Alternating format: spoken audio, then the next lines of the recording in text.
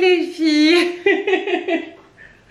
On espère que vous allez bien avec Loulou qui est en train de mettre sa petite crème. Viens maman, on va te mettre. Donne. Donne, on va te mettre. Viens. Viens maman, on va te mettre dedans. Donc on espère que vous allez bien avec Loulou. Elle est en train de prendre soin d'elle, se faire un spa à domicile, mettre sa petite crème étilée. Avant-hier je n'avais pas pu vous poster de vlogmas dans le sens où en fait Loulou elle n'était pas trop bien. Elle a les dents qui lui font très mal. Et en plus de ça je pense qu'elle nous a fait une petite crise de foie. Hein. Une petite crise de foie couplée à une constipation. Donc je n'ai pas pu... être réglo si je peux dire ça dans le programme que j'avais prévu et que je vous avais communiqué. Mais comme dit ma maman, my children first. Quand mes enfants sont pas bien, sont patraques, sont malades, j'ai vraiment du mal à travailler et je tiens publiquement à m'excuser. J'aime vraiment pas faire ça, mais là c'était vraiment indépendant de ma volonté ces derniers temps et même avant les vlogmas hein, parce que là c'est à la mode, c'est les vlogmas, vous savez, vous connaissez déjà l'envers du décor de YouTube. Mais depuis quelques temps je me donne à fond, j'essaie de faire un bon contenu et c'est vrai que ça m'énerve quand je peux pas tenir mes obligations parce que j'ai des obligations beaucoup plus importantes qui est ma fille. Elle avait vraiment besoin de moi, également mon fils, étant donné qu'il a fait, c'est sa deuxième nuit je pense hein. Sa deuxième nuit tout seul dans sa nouvelle chambre et Pépite elle a fait aussi une partie de la nuit avec son idéal Rodrigue. Je mange à côté de toi. Bah, pourquoi tu dis ça? Qu'est-ce que ça veut dire ça, frère? Ça veut dire toi tu fais une pièce idéale.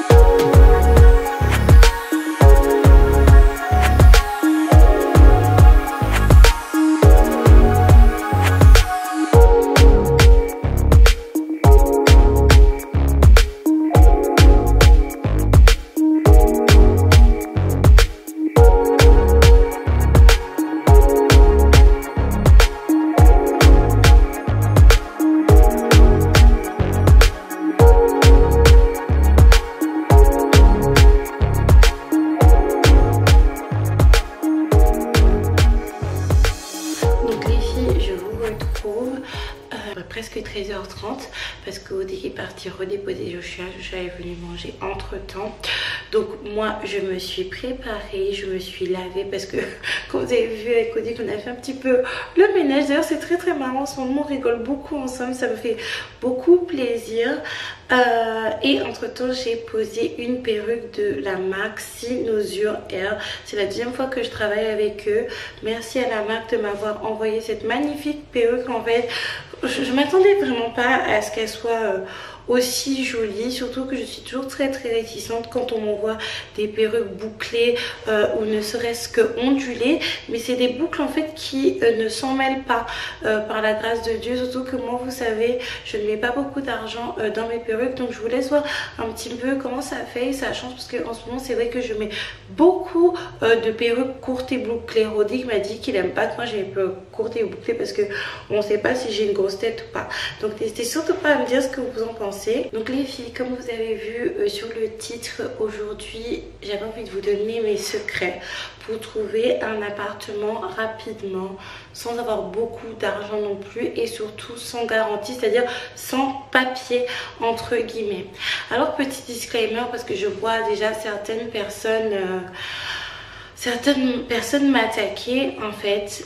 Première chose, je ne suis pas un exemple à prendre. Donc ça veut dire que quand vous regardez mes vidéos, divertissez-vous, prenez ce que vous avez à apprendre.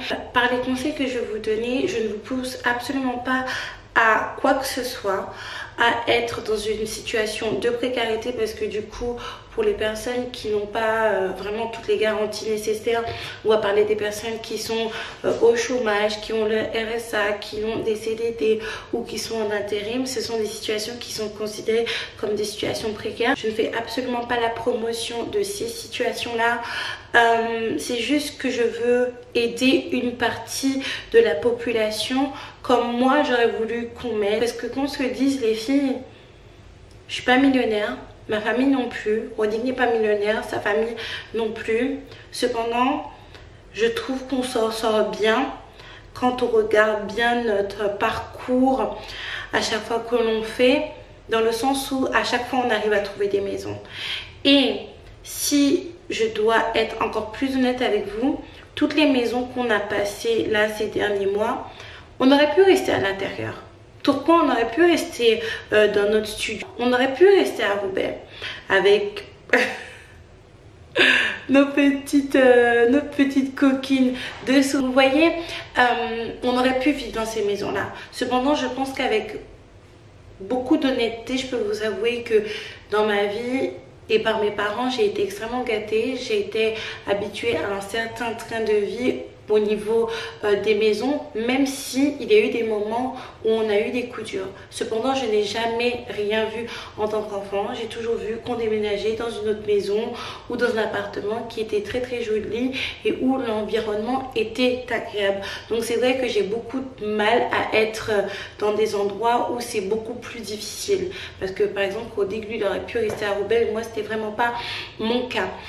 Tout ça pour vous dire que même si les maisons que j'ai réussi à attraper n'étaient pas voilà les meilleures maisons, il y a des personnes qui seraient contents d'avoir ces maisons là, qu'ils aient des enfants ou non, qu'ils soient en couple ou non. Cependant, je ne vous pousse absolument pas à la précarité. Travaillez, trouvez un travail, essayez de chercher un secteur d'activité qui vous plaît, mais en même temps, il y a des personnes qui n'ont pas pour ambition de travailler. Il y a des personnes qui veulent rester à la maison avec leurs enfants, ou il y a des personnes, par exemple comme Rodic, lui il fait de temps en temps des missions d'intérim qui ont une source de revenus ad vitam aeternam, et il ne se voit pas travailler plus pour gagner pas forcément excessivement plus, vous voyez, et qui va préférer profiter pour rester avec ses enfants. Et on ne doit pas discréditer ces personnes là, et c'est pour ces personnes là que je fais cette vidéo. Du coup les filles, je vous retrouve là, il est 15h et quelques. Donc si je coupe mon speech au bout d'un moment et que je monte la hausse, c'est tout à fait normal parce que ça fait un moment que Loulou dort. D'ailleurs ça m'inquiète un petit peu. Donc là vous ne le voyez pas parce que vous dites qu'il est juste là, mais il est tellement dans une posture incongrue que je me mets juste moi. Je vous reviens pour ce que l'on vous avait promis, des conseils pour trouver un appartement quand vous n'avez pas de garantie, pour trouver un appartement quand vous n'avez pas de garantie, quand vous êtes au chômage, que vous êtes mère au foyer ou tout simplement vous ne voulez pas travailler pour les raisons qui vous regardent, c'est de se lancer. Moi personnellement, c'est Rodic qui, enfin on est une équipe, mais c'est Rodic qui a beaucoup plus de facilité pour ça, dans le sens où moi j'ai l'impression de demander la charité, alors que non, je demande juste un logement alors que je n'ai pas toutes les garanties requises et que je n'ai pas tous les papiers requis. Je vous déconseille les agences immobilières, les filles. Ils vont vous demander tout un tas de papiers, des fiches de paie des garants, vos fiches de paie. De toute façon, c'est la première chose qu'on va vous demander et vous allez comprendre que vous serez hors liste. Et vous allez comprendre en fait que vous êtes hors liste parce qu'on va vous demander des fiches de paie que vous n'avez pas. On va vous demander les fiches de paie d'un garant que vous n'avez pas. Donc vous allez comprendre directement que ça n'est pas pour vous. Le deuxième conseil que je pourrais vous donner, c'est de vraiment avoir une bonne présentation. Par exemple, une présentation simple comme j'ai là actuellement. Ça ne sert à rien de vouloir mettre des costumes, de vouloir mettre des jupes cigarettes, alors que vous allez dire quelques instants plus tard que vous n'avez pas de travail, que vous n'avez pas d'activité professionnelle, ou peut-être que votre activité professionnelle elle débute, etc. Ça ne sert à rien de se donner des genres. Ayez une bonne présentation simple. Je vais vous donner un exemple. Rodrigue cherchait une maison en Martinique. Au bout d'un moment, il avait des locks. Vous connaissez ces locks là quand ça va dans tous les sens. Rodrigue qu'il ait les cheveux longs ou les cheveux courts, il a toujours un début de locks qui ne prend jamais. Et il voulait persister avec ce look là et il cherchait une maison en Martinique. Pour ceux qui connaissent un petit peu les Antilles, vous savez très bien que c'est beaucoup plus facile d'attraper une maison aux Antilles qu'en France. Et malgré ça, il avait toujours des refus.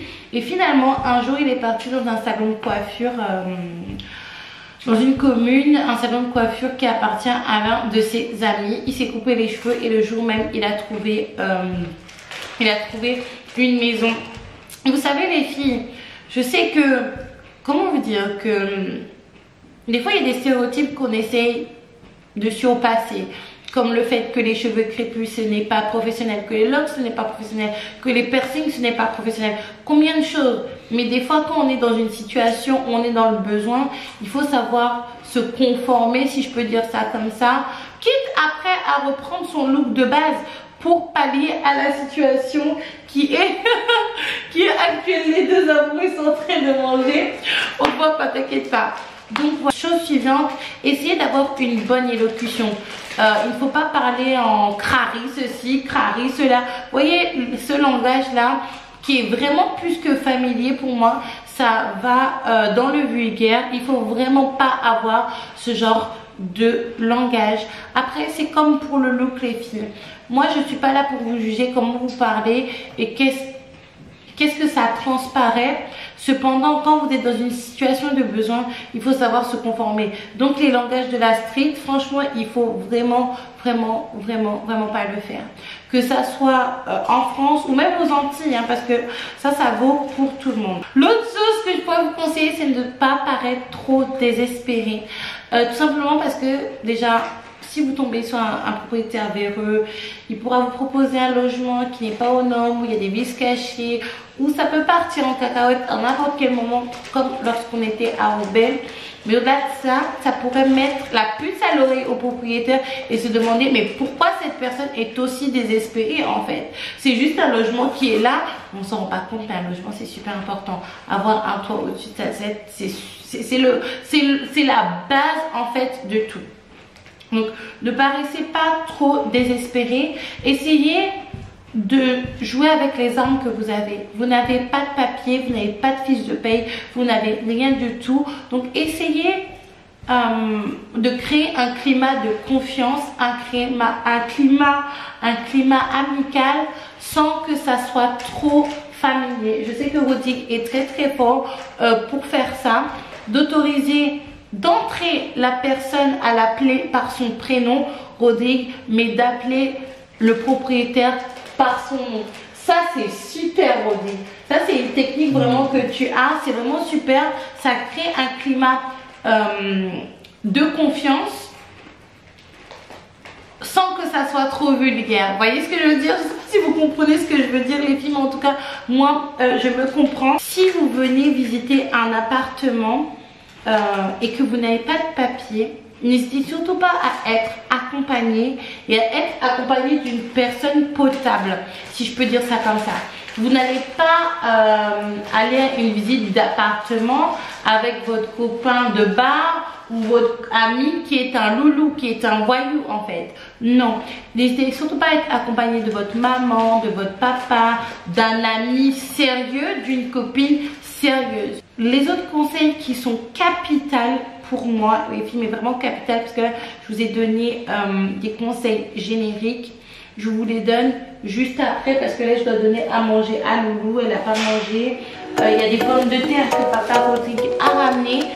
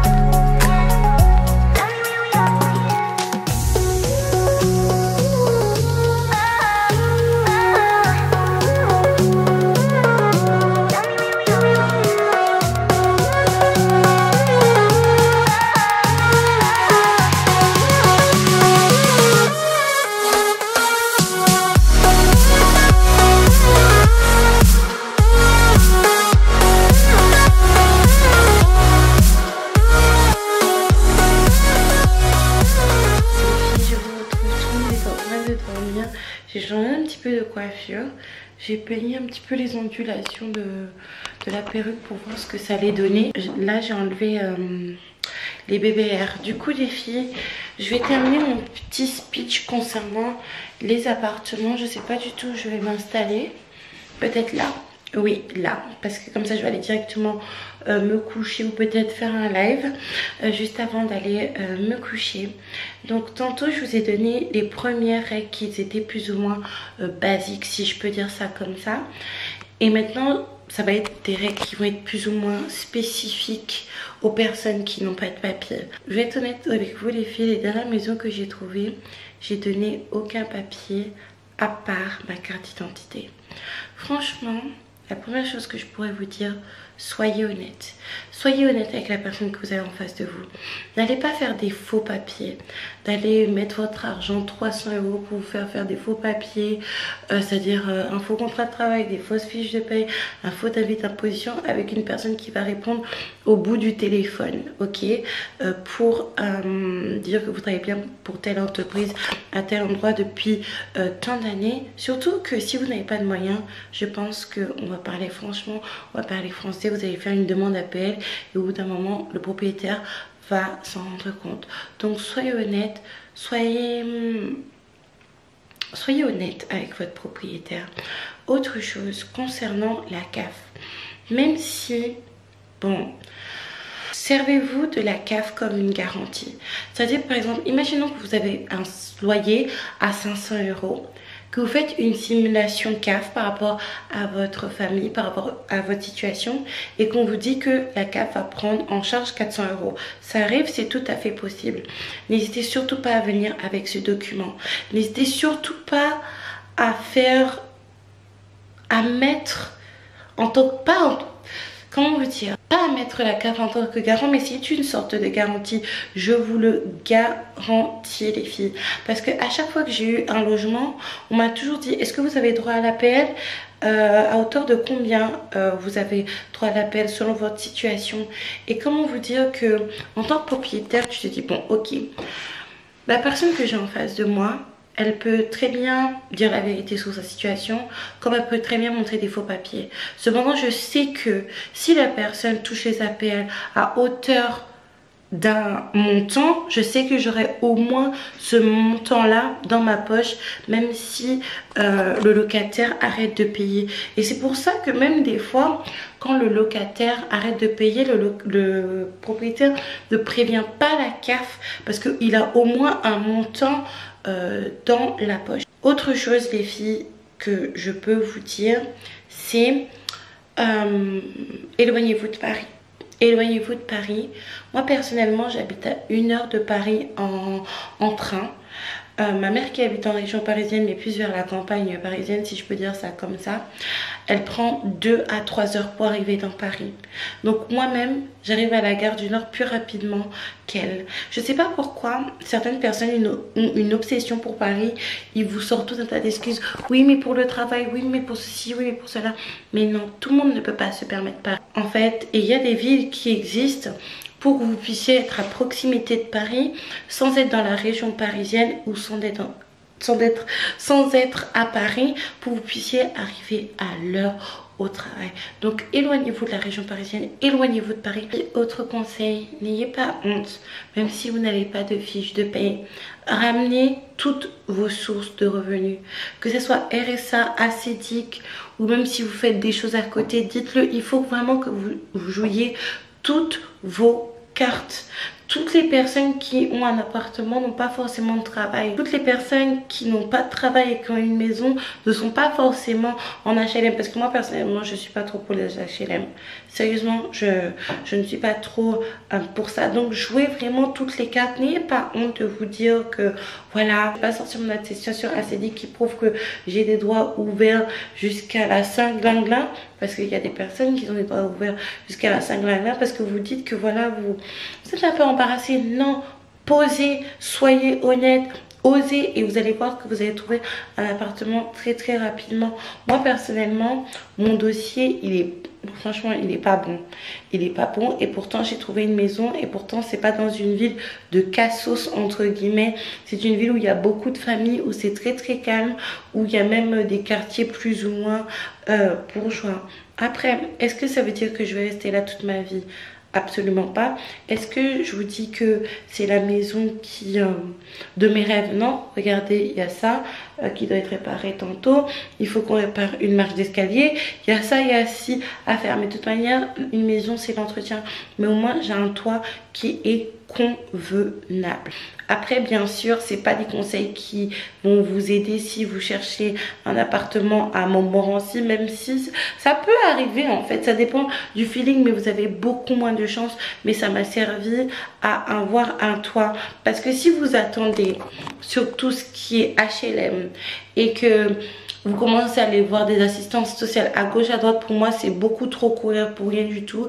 Et en plus de ça, c'est pas que je veux bouger, c'est pas parce que je vais changer d'appartement dans 1 an ou même 6 mois. Cependant, quand vous êtes en HLM, si vous bougez de l'HLM, c'est toute une histoire après. Si vous voulez un HLM par derrière. Moi j'ai pas l'ambition d'aller dans des HLM pour des raisons personnel, c'est purement personnel et je ne dois pas avoir des jugements de valeur par rapport à ça, mais c'est juste personnel. Bref, c'est tout un genre, mais c'est vraiment ces conseils que je peux vous donner. Nous, je vous ai dit qu'on arrive dans cette maison, on a donné nos cartes d'identité, ok, on a donné un acompte parce que n'hésitez surtout pas à montrer que même si vous n'avez pas de garantie, l'argent pour vous, ce n'est pas un problème. Parce que si vous n'avez pas de papier, mais que vous êtes là, oh, à l'argent, puis vous regardez les gens comme ça, avec des gros yeux, leur faisant comprendre que vous n'avez pas d'argent, non. La personne ne va pas vous loger à titre gratuit. Il faut quand même payer. Donc du coup, il faut vraiment montrer que vous avez la capacité de payer. Si la personne vous demande un compte, boum, vous sortez. Si la personne vous dit, parce que souvent on va vous poser la question, est-ce que ça ne va pas poser trop de problèmes? Non, vous donnez le loyer et la caution. Même s'il faut aller faire un crédit chez maman, même s'il faut aller faire un crédit chez Pierre, Paul ou Jacques, vous allez faire tout ça les filles. C'est super important. Donc moi les filles, je vais vous laisser. Je vais aller me coucher, surtout qu'on a une journée bien remplie demain. C'est bientôt la Noël, on n'a absolument rien fait. Je vais vous expliquer, bref, c'est toute une histoire. On a beaucoup de choses à faire. En plus, je suis à l'école, c'est un petit peu sport pour nous. On s'était habitué à ce qui n'est pas école. N'hésitez surtout pas à me dire ce que vous pensez de cette perruque. Moi, j'aime beaucoup. Et en attendant, les filles, mes cheveux, ils ont poussé en bas. Comment dire qu'ils ont poussé en bas? Bref, on parle pas trop. Les filles, je vous fais un gros bisou et j'espère vraiment que pour les filles qui sont dans le besoin d'avoir un appartement, qui n'ont pas de garantie, vous aurez vraiment pris mes conseils et qui vous auront vraiment aidé. Et c'est vraiment la clé. Lancez-vous et surtout éloignez-vous de Paris. Surtout si vous avez des enfants. On se dit à demain.